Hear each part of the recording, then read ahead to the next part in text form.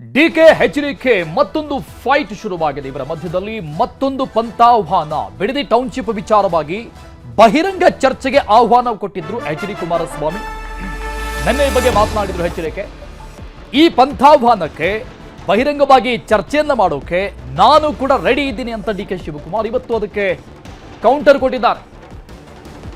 H D Kumaraswamy ಅವರ ನಿನ್ನ ಹೇಳಿಕೆಗೆ ಇವತ್ತು ಡಿ ಕೆ ಶಿವಕುಮಾರ್ ಅವರ ತಿರುಗೇಟು. ನಾನು ರೆಡಿ ಇದ್ದೀನಿ ಅಂತ ಹೇಳಿದ್ದ. ಎಚ್ಡಿಕೆ ಚರ್ಚೆಗೆ ಕರೆದಿದ್ದಾರೆ, ನಾನು ಕೂಡ ರೆಡಿ ಇದ್ದೀನಿ ಅಂತ ಹೇಳಿದ್ದಾರೆ. ವಿರೋಧಗಳ ನಡುವೆಗೆ 3 ದಿನಗಳಲ್ಲಿ ನೋಟಿಫಿಕೇಶನ್ ಆಗಿರೋದು. ನಿಮ್ಮ ಜೊತೆ ನಾವು ಬರ್ತೇವೆ ಅಂತ ಕೆಲ ರೈತರು ಕೂಡ ಹೇಳಿದ್ದಾರೆ. ಇವತ್ತು ಸಭೆ ಆಯಿತು ರೈತರ ಜೊತೆಗೆ. ಒಂದು 20 ಜನ ಭೇಟಿ ಮಾಡಿದ್ರಲ್ಲ ನಿಮ್ಮದೆಂಥದ್ದು, ನಿಮ್ಮ ನ್ಯಾಷನಲ್ ಕಾಲೇಜು. ಆ ಕಾಲೇಜ್ ನಡೆ ಬರವೂ ಗೊತ್ತು.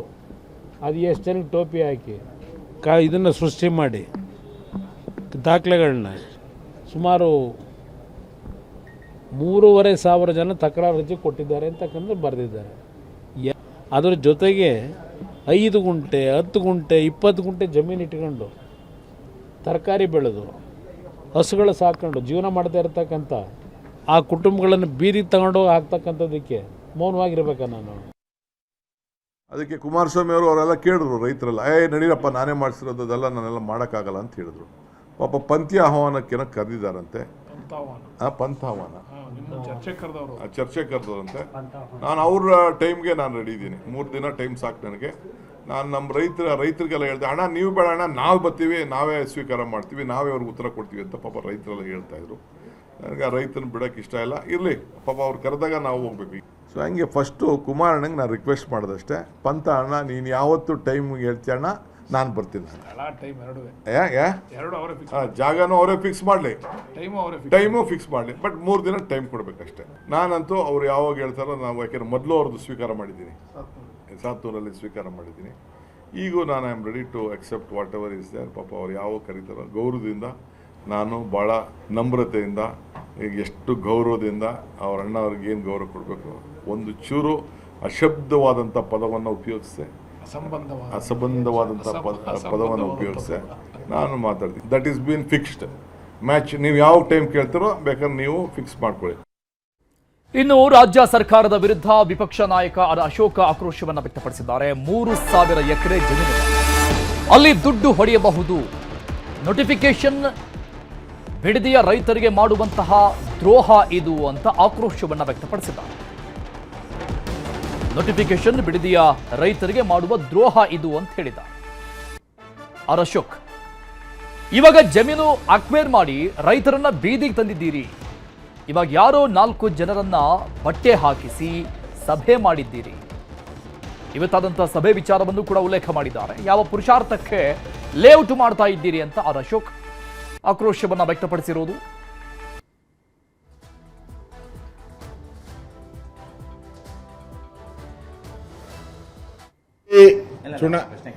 ಬಿಡದಿ ಅಕ್ವಿಜೇಷನ್ ಮಾಡ್ತೀನಿ ಅಂತ ಹೊರಟಿರೋ ಅಂಥದ್ದು ರೈತರಿಗೆ ಬಗೆದಂಥ ದ್ರೋಹ ಇದು. ನೀವು ಅಕ್ವಿಜೇಷನ್ ಮಾಡಿದ್ರೆ ರೈತರ ಸಮಾಧಿ ಮೇಲೆ ನೀವು ಅಕ್ವಿಜೇಷನ್ ಮಾಡ್ತಾ ಇದ್ದೀರಾ. ಈ ಸರ್ಕಾರ ಬಿಡದಿ ಬೆಲೆ ಬಾಳುವಂಥ ಜಮೀನಲ್ಲಿರುವಂಥದ್ದು ಜಮೀನನ್ನು ಅಕ್ವೈರ್ ಮಾಡಿ ರೈತರನ್ನು ಬೀದಿಗೆ ತರ್ತಾ ಇದ್ದೀರ. ಇವತ್ತು ಸಭೆ ಮಾಡಿದ್ದೀರ, ಯಾರೋ ನಿಮ್ಗೆ ಬೇಕಾದವ್ರು 4 ಜನನ ಬಟ್ಟೆ ಹಾಕ್ಬಿಟ್ಟು ಕರ್ಕೊಂಬಂದಿದ್ದೀರ. ಆದರೆ ನಿಜವಾದ ರೈತರು, ನಾನು 2 ಬಾರಿ ಅವ್ರಿಗೆ ಹೋಗಿ ಬೆಂಬಲ ಮಾಡಿದ್ದೀನಿ. ಆ ಧರಣಿಯಲ್ಲಿ ನಾನು ಕೂಡ ಭಾಗವಹಿಸಿದ್ದೀನಿ. ಅಲ್ಲಿರುವಂಥ ರೈತರು ಈ ಜಮೀನನ್ನು ಕೊಡಲ್ಲ ಅನ್ನೋ ಮಾತನ್ನು ಹೇಳಿದ್ದಾರೆ. ಅಲ್ಲಿ 3,000 ಎಕರೆ ಗೌರ್ಮೆಂಟ್ ಲ್ಯಾಂಡ್ ಇದೆ, ಅದು ಓಸಿಯಾಗಿ ಸಿಗುತ್ತೆ. ಆ ದುಡ್ಡನ್ನು ಹೊಡಿಬೇಕು. ಹೆಂಗೋ ಸರ್ಕಾರ ಪಾಪರ ಹೊಟ್ಟಿದೆ, ಹಣ ಬೇಕು ಅವ್ರಿಗೆ. ಇದರಲ್ಲಿ ಟೆಂಡರ್ ಕರೆದ್ರೆ ಒಂದು 23,000 ಕೋಟಿ ಟೆಂಡರ್ ಕರಿಬೇಕಾಗುತ್ತೆ. ಅಷ್ಟಕ್ಕೆ 60% ಕಮಿಷನ್ ಬರ್ತದೆ. ಕಮಿಷನ್ ಆಸೆಗೋಸ್ಕರ ಕರೀತಾ ಇರೋವಂಥ ಅಕ್ವಿಜೇಷನ್ ಇದು. ಕಮಿಷನ್ ಆಸೆಗೆ 60% ಕಮಿಷನ್ ನುಂಗಕ್ಕೋಸ್ಕರ ಕರೀತಾ ಇರುವಂಥ ಅಕ್ವಿಜೇಷನ್ ಇದು. ಇದು ರೈತರ ಸಮಾಧಿ ಮೇಲೆ ಮಾಡ್ತಾ ಇರುವಂಥ ಅಕ್ವಿಜೇಷನ್. ಬಿಡದಿ ಡೀಟೇಲ್ಸ್ ಕೊಡ್ತಾರೆ ನಮ್ಮ ಪ್ರತಿನಿಧಿ ಕಾರ್ತಿಕ್ ಲೈವ್ ನಲ್ಲಿ ಜಾಯ್ನ್ ಆಗ್ತಾ ಇದ್ದಾರೆ. ಕಾರ್ತಿಕ್, ಈ ಬಿಡದಿ ಟೌನ್ಶಿಪ್ ವಿಚಾರಕ್ಕೆ ಸಂಬಂಧಪಟ್ಟಂಗೆ ಹಲವು ಬಾರಿ ಡಿ ಕೆ ಶಿವಕುಮಾರ್ ಮತ್ತು ಎಚ್.ಡಿ.ಕೆ ನಡುವೆ ನೇರ ವಾಗ್ದಾಳಿಗಳು ಆಗ್ತಾನೆ ಬಂದಿದೆ. ಇವತ್ತು ಕೊನೆಯ ಹಂತದಲ್ಲಿರುವಂಥದ್ದು ಆ ಕಾರ್ಯಗಳಾಗ್ತಾ ಇದೆ. ಇವತ್ತು ಸಭೆ ಕೂಡ ನಡೆದಿದೆ ಡಿ ಕೆ ಶಿವಕುಮಾರ್ ಅವರ ಸರ್ಕಾರಿ ನಿವಾಸದಲ್ಲಿ. ಒಂದು ಅರ್ಥ ಆಗ್ತಾ ಇರುವಂಥದ್ದು, ಬಿಡದಿ ಟೌನ್ಶಿಪ್ ಅನ್ನುವಂಥ ವಿಚಾರ ಮುಂದಿನ ದಿನಗಳಲ್ಲಿ ದೂರದೃಷ್ಟಿಯ ರಾಜಕಾರಣದ ಒಂದು ಟೂಲ್ ಕಿಟ್ ಆಗುತ್ತೆ. ಆ ಭಾಗದಲ್ಲಿ ಪ್ರಬಲ ನಾಯಕತ್ವದ ಒಂದು ಹಿಡಿತ, ಆ ಒಂದು ಪ್ರಶ್ನೆಗೆ ಹಾಗಾಗಿ ಈ ರೀತಿಯಾದಂಥ ವಾಗ್ದಾಳಿಗಳು ನಡೀತಾ ಇದೆ ಅಂತ ಕಾಣಿಸ್ತಾ ಇದೆ. ಅರುಣ್, ಪ್ರಮುಖವಾಗಿ ಬಿಡದಿ ಟೌನ್ಶಿಪ್ ವಿಚಾರಕ್ಕೆ ಸಂಬಂಧಪಟ್ಟಂತೆ ಈಗಾಗಲೇ ರಾಜಕೀಯ ಪಕ್ಷಗಳ ನಡುವೆ ಜಟಾಪಟಿಯೂ ಕೂಡ ಇರತಕ್ಕಂಥದ್ದು. ಒಂದು ಕಡೆ ರೈತರ ಪ್ರತಿಭಟನೆಗೆ JDS ಮತ್ತು BJP ಬೆಂಬಲವನ್ನು ಘೋಷಣೆ ಮಾಡಿದರೆ, ಈಗ ಅಲ್ಲಿರ್ತಕ್ಕಂಥ ಕೆಲ ರೈತರು ಬೆಂಬಲವನ್ನು ಕೊಟ್ಟಿದ್ದಾರೆ ಈ ಒಂದು ಟೌನ್ಶಿಪ್ಗೆ ಅನ್ನುವಂಥ ಅರ್ಥದಲ್ಲಿ ಡಿ ಕೆ ಶಿವಕುಮಾರ್ ಅವರು ಇವತ್ತು ಹೇಳಿಕೆಯನ್ನು ಕೂಡ ಕೊಟ್ಟಿದ್ದಾರೆ. ಜೊತೆಗೆ ಡಿ ಕೆ ಶಿವಕುಮಾರ್ ಅವರ ನಿವಾಸದಲ್ಲಿ ಇವತ್ತು ನಡೆದಿರ್ತಕ್ಕಂಥ ಸಭೆಯಲ್ಲಿ ಒಂದಿಷ್ಟು ರೈತರು ಕೂಡ ಭಾಗಿಯಾಗಿದ್ದರು. ರೈತರಲ್ಲಿ ಹೇಳಿರ್ತಕ್ಕಂಥದ್ದು, ನಾವು ಈ ಒಂದು ಟೌನ್ಶಿಪ್ಗೆ ಸಮ್ಮತಿ ಇದೆ ಎನ್ನುವಂಥದ್ದನ್ನು ಡಿ ಕೆ ಶಿವಕುಮಾರ್ ಅವರ ಮುಂದೆ ಹೇಳುವಂಥ ಕೆಲಸವನ್ನು ರೈತರು ಮಾಡಿದ್ದಾರೆ.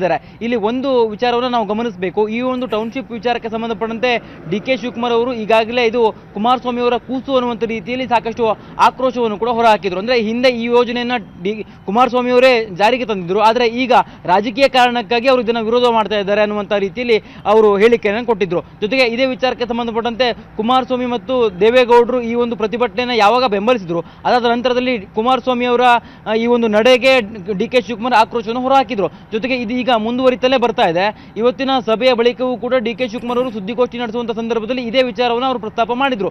ನೀವು ಪಂಥ ಆಹ್ವಾನ ಏನಾದರೂ ಕೊಟ್ಟರೆ ನಾನು ಚರ್ಚೆಗೂ ಕೂಡ ಸಿದ್ಧ ಅನ್ನುವಂಥ ಮಾತನ್ನ ಪುನರುಚ್ಚಾರ ಮಾಡುವಂಥ ಕೆಲಸವನ್ನು ಡಿ ಕೆ ಶಿವಕುಮಾರ್ ಅವರು ಮಾಡಿದ್ದಾರೆ. ಅದು ಸಮಯ ಯಾವುದು ಅನ್ನೋದನ್ನು ನೀವೇ ನಿಗದಿ ಮಾಡಿ, ಸ್ಥಳವನ್ನು ಕೂಡ ನೀವೇ ನಿಗದಿ ಮಾಡಿ, ನಾನು ಬರ್ತೇನೆ, ಈ ವಿಚಾರವಾಗಿ ನಾವು ಚರ್ಚೆಯನ್ನು ಕೂಡ ಮಾಡ್ತೇನೆ. ಇದು ಯಾರ ಯೋಜನೆ, ಜೊತೆಗೆ ಇದರ ಹಿಂದೆ ಯಾರ್ಯಾರಿದ್ದಾರೆ, ಹಾಸನದ ಕುಟುಂಬದವರಾಗಿದ್ದಂಥ ಇವರ ಕುಟುಂಬ ಯಾಕೆ ಆ ಭಾಗದಲ್ಲಿ ಜಮೀನನ್ನು ತೆಗೆದುಕೊಳ್ತು, ಜೊತೆಗೆ ಇವರಿಗೆ ಯಾವ ರೀತಿಯಲ್ಲಿ ಈ ಒಂದು ಯೋಜನೆಯ ಮೂಲಕವಾಗಿ ಲಾಭ ಆಗುತ್ತೆ. ಅನಿತಾ ಕುಮಾರಸ್ವಾಮಿ ಅವರು ತಮ್ಮ ಜಮೀನನ್ನು ಈ ಒಂದು ಡಿನೋಟಿಫೈ ಮಾಡೋದಕ್ಕೆ ಅವರು ಕೂಡ ಲೆಟರ್ನ ಕೊಟ್ಟಿದ್ರು ಅನ್ನುವಂಥ ವಿಚಾರವನ್ನು ಕೂಡ ಇವತ್ತಿನ ಸಭೆಯಲ್ಲಿ ಅವರು ಪ್ರಸ್ತಾಪವನ್ನು ಮಾಡಿದ್ದಾರೆ. ಜೊತೆಗೆ ಇಲ್ಲಿ ಪ್ರಮುಖವಾಗಿ ಗಮನಿಸಬೇಕು, ಇವತ್ತಿನ ಸಭೆಗೆ ವಿಪಕ್ಷಗಳು ಕೂಡ ಟೀಕೆ ಮಾಡುವಂಥ, ಅಣಕಿಸುವಂಥ ಕೆಲಸವನ್ನು ಕೂಡ ಮಾಡ್ತಾ ಇದೆ. ಇಲ್ಲಿ ವಿಪಕ್ಷಗಳು ಎತ್ತಿರುವಂಥ ಪ್ರಶ್ನೆ ಏನಪ್ಪಾ ಅಂತಂದ್ರೆ, ಅವರಿಗೆ ಬೇಕಾಗಿರ್ತಕ್ಕಂಥವರನ್ನ ತಂದು ರೈತರ ಸಾಲನ್ನು ಹಾಕಿಸಿ ಸಭೆಯನ್ನು ಮಾಡಿಸಿದ್ದಾರೆ. ಇದು ಅಲ್ಲಿ ನಿಜವಾದ ರೈತರು ಯಾರು ಕೂಡ ಬಂದಿಲ್ಲ ಅನ್ನುವಂಥ ಅರ್ಥದಲ್ಲಿ ಆರ್ ಅಶೋಕ್ ಅವರು ಇವತ್ತು ಟೀಕೆಯನ್ನು ಕೂಡ ಮಾಡಿರ್ತಕ್ಕಂಥದ್ದು. ಒಟ್ಟಾರೆಯಾಗಿ ವಿರೋಧದ ನಡುವೆಯೂ ಕೂಡ ಸರ್ಕಾರ ಬಿಡದಿ ಟೌನ್ಶಿಪ್ಗೆ ನೋಟಿಫಿಕೇಶನ್ ಮಾಡೋದಕ್ಕೆ ಹೊರಟಿದೆ. ಇನ್ನು 3 ದಿನದ ಒಳಗಾಗಿ ನೋಟಿಫಿಕೇಶನ್ ಅನ್ನು ಕೂಡ ಮಾಡ್ತೇವೆ ಅನ್ನುವಂಥ ಮಾತನ್ನ ಡಿ ಕೆ ಶಿವಕುಮಾರ್ ಅವರು ಇವತ್ತು ಸ್ಪಷ್ಟಪಡಿಸುವಂಥ ಕೆಲಸವನ್ನು ಮಾಡಿದ್ದಾರೆ. ಇಲ್ಲಿ ಪ್ರಮುಖವಾಗಿ ಗಮನಿಸಬೇಕು, ಜೂನ್ 30ರ ಒಳಗಾಗಿ ನಾವು ಈ ನೋಟಿಫಿಕೇಶನ್ ಅನ್ನು ಮಾಡ್ತೇವೆ. ಜೊತೆಗೆ ಯಾರ್ಯಾರು ಸಮ್ಮತಿಯನ್ನು ಸೂಚಿಸ್ತಿರೋ ಅವರೆಲ್ಲ ರೈತರಿಗೆ ಅವರ ಖಾತೆಗೆ ಹಣವನ್ನು ಕೂಡ ಹಾಕ್ತೇವೆ. ಅಂದ್ರೆ ಈಗ ನಿಗದಿಪಡಿಸಲಾಗಿದೆಯಲ್ಲ ಹಣವನ್ನ, ಎಕರೆಗೆ ಇಂತಿಷ್ಟು ಅನ್ನುವಂಥದ್ದು, ಅದರ ಅನುಗುಣವಾಗಿ ಹಣವನ್ನು ಕೂಡ ಹಾಕ್ತೇವೆ. ಆದರೆ ಯಾರ್ಯಾರು ವಿರೋಧವನ್ನು ವ್ಯಕ್ತಪಡಿಸ್ತಿರಲ್ಲ ಅವರಿಗೆ ಸಲ್ಲಬೇಕಾಗಿರುವಂತಹ ಹಣವನ್ನು ನ್ಯಾಯಾಲಯಕ್ಕೆ ನಾವು ಸಲ್ಲಿಕೆಯನ್ನು ಮಾಡ್ತೇವೆ, ನ್ಯಾಯಾಲಯದಲ್ಲಿ ಫೈಟ್ ಮಾಡಿ ನೀವು ತೆಗೆದುಕೊಳ್ಳಿ ಅನ್ನುವಂಥ ಅರ್ಥದಲ್ಲಿ ಡಿ ಕೆ ಶಿವಕುಮಾರ್ ಅವರು ಮಾತಾಡಿದ್ದಾರೆ. ಅಂದರೆ ಇಲ್ಲಿ ಸ್ಪಷ್ಟವಾಗಿ ಗೊತ್ತಾಗ್ತಾ ಇದೆ, ಎಷ್ಟೇ ವಿರೋಧ ಮಾಡಿದ್ರು ಕೂಡ ಈ ಒಂದು ಟೌನ್ಶಿಪ್ ಯೋಜನೆಯನ್ನು ನಾವು ಮಾಡೇ ಮಾಡ್ತೇವೆ. ಇದು ಭವಿಷ್ಯದಲ್ಲಿ ಆ ಭಾಗದ ಜನರಿಗೂ ಕೂಡ ಅನುಕೂಲ ಆಗುತ್ತೆ.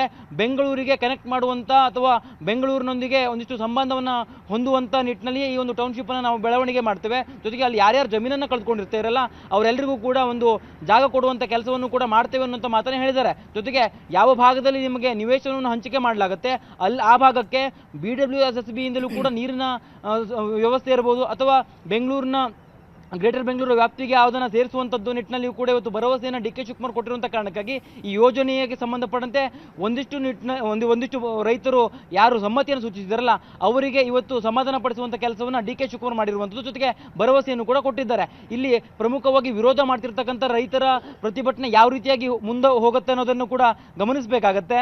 ಅಂದರೆ ಅಲ್ಲಿ ಯಾವುದೇ ಕಾರಣಕ್ಕೂ ಈ ಯೋಜನೆ ಮುಂದುವರಿಬಾರದು ಅನ್ನುವಂಥ ನಿಟ್ಟಿನಲ್ಲಿ ಒಂದಿಷ್ಟು ರೈತರು ಪ್ರತಿಭಟನೆ ಮಾಡ್ತಾ ಇದ್ದಾರೆ. ದೇವನಹಳ್ಳಿಯಲ್ಲಿ ಯಾವ ರೀತಿಯಾಗಿ ನಾವು ರೈತರು ವಿರೋಧ ವ್ಯಕ್ತಪಡಿಸಿರಲ್ಲ, ಅದಾದ ನಂತರದಲ್ಲಿ ಸರ್ಕಾರ ಆ ಒಂದು ಯೋಜನೆಯನ್ನು ಕೈಬಿಟ್ಟಿತ್ತು. ಅದೇ ರೀತಿಯಾಗಿ ಬಿಡದಿ ಯೋಜನೆಯನ್ನು ಕೂಡ ಕೈ ಬಿಡಬೇಕು, ಅಲ್ಲಿವರೆಗೂ ಕೂಡ ನಾವು ಹೋರಾಟವನ್ನು ಮುಂದುವರಿಸ್ತೇವೆ ಅನ್ನುವಂಥ ಮಾತನ್ನ ರೈತರು ಹೇಳ್ತಾ ಇದ್ದಾರೆ. ಎರಡು ವಿಚಾರ ಇಲ್ಲಿ ಪ್ರಮುಖವಾಗಿರುವಂಥದ್ದು, ಒಬ್ಬರು ಈ ಒಂದು ಟೌನ್ಶಿಪ್ ಯೋಜನೆಗೆ ಬೆಂಬಲ ಸೂಚಿಸ್ತಾ ಇದ್ದಾರೆ, ಇನ್ನೊಂದಿಷ್ಟು ರೈತರು ವಿರೋಧವನ್ನು ವ್ಯಕ್ತಪಡಿಸ್ತಾ ಇದ್ದಾರೆ. ಈ ನಡುವೆ ಸರ್ಕಾರ ನೋಟಿಫಿಕೇಶನ್ ಮಾಡೋದಕ್ಕೆ ಹೊರಟಿದೆ. ಈ ನೋಟಿಫಿಕೇಶನ್ ನಂತರದಲ್ಲಿ ಯಾವ ರೀತಿಯಾಗಿ ರಾಜಕೀಯ ಪಕ್ಷಗಳು ಇದನ್ನು ನೋಡ್ತವೆ, ಜೊತೆಗೆ ಹೋರಾಟವನ್ನು ತೆಗೆದುಕೊಂಡು ಹೋಗ್ತವೆ ಅನ್ನೋದನ್ನ ಕಾದು ನೋಡಬೇಕು.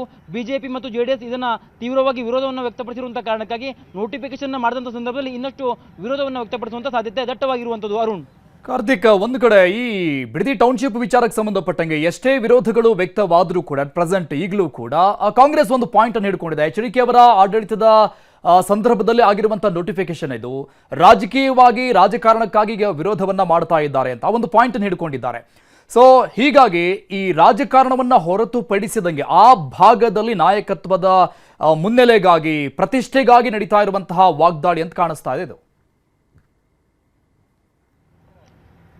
ನಿಶ್ಚಿತವಾಗಿ ಅರುಣ್, ಆ ರೀತಿಯಾಗಿಯೂ ಕೂಡ ಇದನ್ನು ವಿಮರ್ಶೆ ಮಾಡ್ಬೋದು. ಪ್ರಮುಖವಾಗಿ ಗಮನಿಸಬೇಕು, ಎಚ್.ಡಿ. ಕುಮಾರಸ್ವಾಮಿ ಅವರು ಇತ್ತೀಚೆಗೆ ಸುದ್ದಿಗೋಷ್ಠಿಯನ್ನು ದೆಹಲಿಯಲ್ಲಿ ಮಾಡಿದಂಥ ಸಂದರ್ಭದಲ್ಲಿ 8,000 ಸ್ಕ್ವೇರ್ ಫೀಟ್ಗೆ ನಾನು ಕೊಡ್ತಾ ಇದ್ದೆ ಅನ್ನುವಂಥದ್ದನ್ನು ಅವರು ಉಲ್ಲೇಖವನ್ನು ಮಾಡಿದರು. ಅದೇ ವಿಚಾರವನ್ನು ಡಿ.ಕೆ. ಶಿವಕುಮಾರ್ ಪುನಃ ಅದನ್ನು ಪ್ರಸ್ತಾಪ ಮಾಡ್ತಿದ್ದಾರೆ. ನೀವು ಈ ಒಂದು ಭೂಸ್ವಾಧೀನ ಪ್ರಕ್ರಿಯೆಯನ್ನು ವಿರೋಧ ಮಾಡಿದಾಗಿದ್ರೆ ಆ ಅಂಶವನ್ನು ಯಾಕೆ ನೀವು ಉಲ್ಲೇಖವನ್ನು ಮಾಡಿದ್ರಿ? 8,000 ರೂಪಾಯಿಯನ್ನು ಸ್ಕ್ವೇರ್ ಫೀಟ್ಗೆ ಕೊಡ್ತೇವೆ ಅನ್ನೋಂಥ ಮಾತನ್ನು ಕೊಡಬೇಕು ಅನ್ನುವಂಥ ಉದ್ದೇಶವನ್ನು ಹೊಂದಿದ್ದೆ ಅನ್ನೋದನ್ನು ಯಾಕೆ ಪ್ರಸ್ತಾಪ ಮಾಡಿದ್ರಿ? ಭೂಸ್ವಾಧೀನವನ್ನು ವಿರೋಧ ಮಾಡ್ತೀನಿ ಅನ್ನುವಂಥ ಮಾತನ್ನು ಹೇಳ್ತೀರಿ, ಆದರೆ ಈ ಹಿಂದೆ ಈ ರೀತಿಯ ನಿರ್ಧಾರವನ್ನು ನಾನು ತೆಗೆದುಕೊಂಡಿದ್ದೆ ಅನ್ನುವಂಥ ಮಾತನ್ನು ಕೂಡ ಹೇಳ್ತಾ ಇದ್ರಿ. ಇದು ದ್ವಂದ್ವ ನಿಲುವು ಅನ್ನುವಂಥ ಅರ್ಥದಲ್ಲಿ ಕಾಂಗ್ರೆಸ್ಸಿಗರು ಎಚ್.ಡಿ. ಕುಮಾರಸ್ವಾಮಿ ಅವರ ವಿರುದ್ಧ ವಾಗ್ದಾಳಿನ ಮಾಡ್ತಾ ಇದ್ದಾರೆ. ಜೊತೆಗೆ ಇಲ್ಲಿ ಇನ್ನೂ ಒಂದು ವಿಚಾರವನ್ನು ಗಮನಿಸಬೇಕು. ಕುಮಾರಸ್ವಾಮಿ ಅವರು ಈಗ ಹೇಳ್ತಾ ಇರುವಂಥದ್ದು, ಹಿಂದೆ ನಾನು ಏನು ಯೋಜನೆಯನ್ನು ತಂದಿದ್ದೆ ಅದು ಆ ಒಂದು ಯೋಜನೆಯೇ ಬೇರೆ, ಈಗ ಪ್ರಸ್ತಾಪದಲ್ಲಿರುವಂಥ ಬಿಡದಿ ಟೌನ್ಶಿಪ್ ಯೋಜನೆಯೇ ಬೇರೆ, ಅದು ವಿಭಿನ್ನವಾಗಿತ್ತು, ಅದು ಇನ್ನಷ್ಟು ಅನುಕೂಲಕರ ಆಗಿತ್ತು ಅನ್ನುವಂಥ ಅರ್ಥದಲ್ಲಿ ಕುಮಾರಸ್ವಾಮಿ ಅವರು ಮೇಲಿಂದ ಮೇಲೆ ಹೇಳ್ಕೊಂಡು ಬರ್ತಾ ಇದ್ದಾರೆ. ಆದರೆ ಈಗಿರುವಂಥ ಬಿಡದಿ ಟೌನ್ಶಿಪ್ ಯೋಜನೆ ಕುಮಾರಸ್ವಾಮಿ ಅವರ ಕೂಸು ಅನ್ನುವಂಥ ರೀತಿಯಲ್ಲಿ ಡಿ.ಕೆ. ಶಿವಕುಮಾರ್ ಸೇರಿದಂತೆ ಕಾಂಗ್ರೆಸ್ಸಿಗರು ಹೇಳ್ತಾ ಇದ್ದಾರೆ. ಬಿಜೆಪಿಗರು ಕೂಡ ಅಲ್ಲಿನ ರೈತರಿಗೆ ಇವರು ಮಾಡ್ತಿರುವಂಥ ಮೋಸ ಅನ್ನುವಂಥ ಅರ್ಥದಲ್ಲಿ ಟೀಕೆಯನ್ನು ಮಾಡ್ತಾ ಇದ್ದಾರೆ. ಇವತ್ತು ಅಶೋಕ್ ಕೂಡ ಆ ವಿಚಾರವನ್ನು ಪ್ರಸ್ತಾಪ ಮಾಡಿದ್ರು. ಹಿಂದೆ ನಾನು ಅಲ್ಲಿ ಸ್ಥಳಕ್ಕೆ ಭೇಟಿಯನ್ನು ಕೊಟ್ಟಂಥ ಸಂದರ್ಭದಲ್ಲಿ ರೈತರು ತೀವ್ರವಾಗಿ ವಿರೋಧವನ್ನು ವ್ಯಕ್ತಪಡಿಸಿದ್ರು. ಅಲ್ಲಿದ್ದಂಥ ರೈತರೇ ಬೇರೆ, ಇವತ್ತು ಡಿ.ಕೆ. ಶಿವಕುಮಾರ್ ಅವರಿಗೆ ಸಮ್ಮತಿಯನ್ನು ಸೂಚಿಸತಕ್ಕಂಥ ರೈತರೇ ಬೇರೆ ಇದ್ದಾರೆ. ಹಾಗಾಗಿ ಅಲ್ಲಿ ಬಹುಸಂಖ್ಯಾತ ರೈತರು ಈ ಒಂದು ಯೋಜನೆಗೆ ವಿರೋಧ ಇರತಕ್ಕಂಥದ್ದು.